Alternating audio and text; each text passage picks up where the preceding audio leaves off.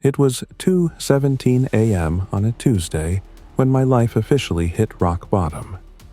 Rain was coming down like the sky was punishing New York City. I could hear my dress shoes squishing as I climbed into the back seat of a Toyota Camry that smelled like coffee and regret. "Where to?" the driver asked without turning around.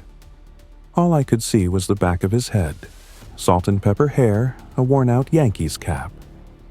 I gave him my address and slumped against the window, watching my breath fog up the glass. My startup had just imploded.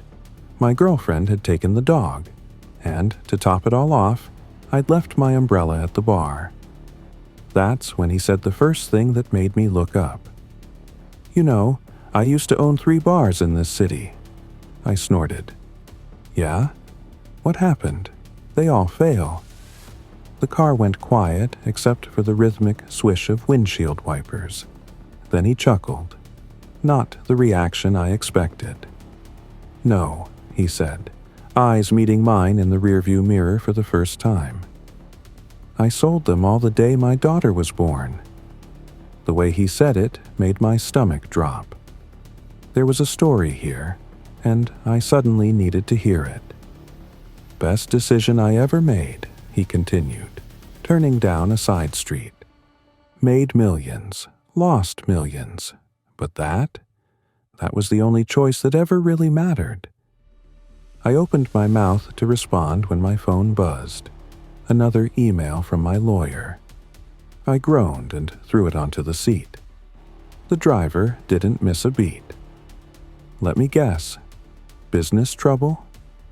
I launched into my sob story about investors pulling out, about working 80-hour weeks for nothing.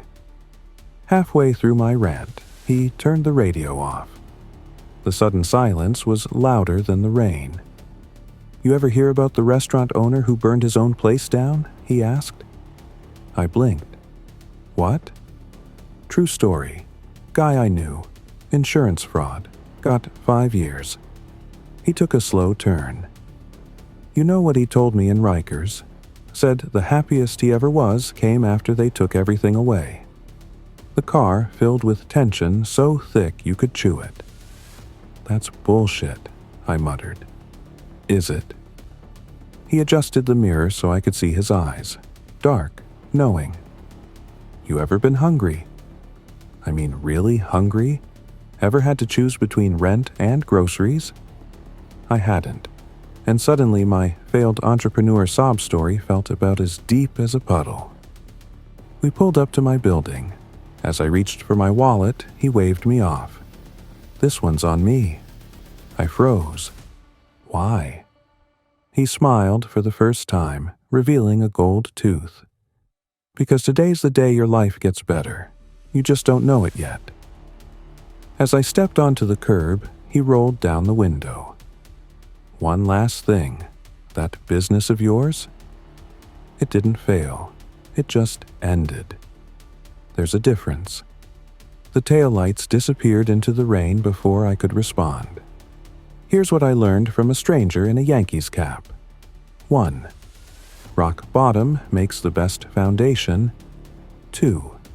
Every ending is a hidden beginning. 3.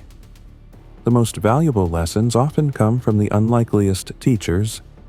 That was 3 years ago. Today, I run a small business consulting firm, and every time I walk past that corner where he dropped me off, I look for that gold-tooth smile in every passing car. Because you never know, your life might change in the backseat of a Camry on the rainiest night of your life. The hidden lesson? Sometimes you need to lose everything to find what really matters.